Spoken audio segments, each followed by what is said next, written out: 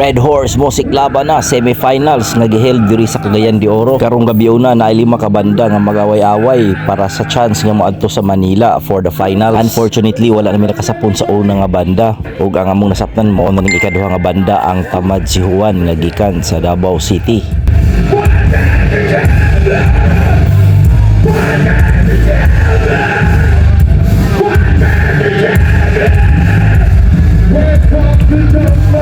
Sila po ay ang big winner aniyang gabi una og naay chance mo compete sa Manila for Red Horse Music Laban Finals.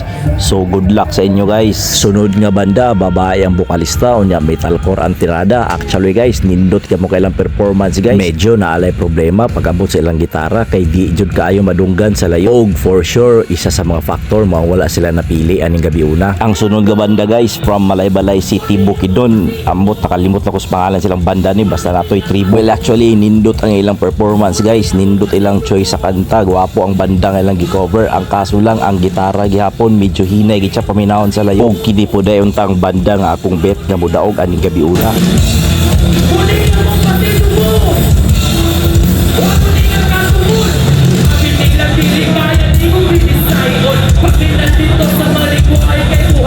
Og ang pinakauhing banda nga may perform ang Southpaw gikan sa Hasaan, Misamis Oriental.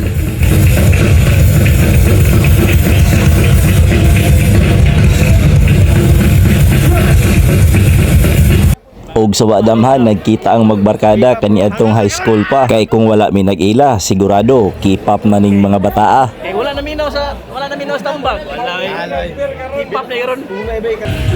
Og syempre ang atong nga guest band di gina magpalupig ang Lilith, the pride of Cagayan de Oro. Mo din ni sila ang 2019 Red Horse Music Laban Grand Champion. Og ayaw na lang ninyo imay nga nag-istorya guys sa background kay nakakuyog tag komentarista nga gikan sa Bumbu Radyo. Ang tingog sa gitara ba? Islam ko kayo. Islam ko.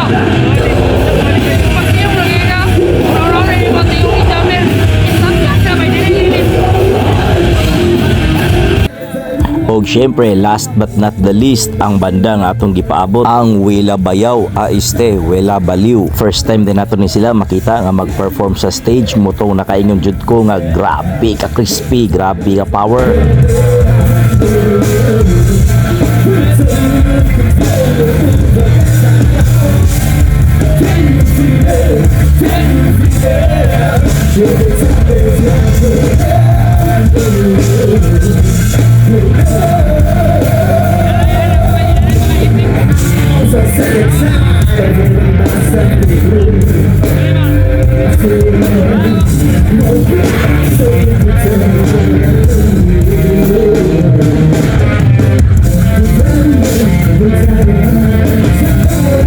Og maor to guys, magkita-kita na lang ta sa sunod nga Red Horse Music Laban Rock Challenge.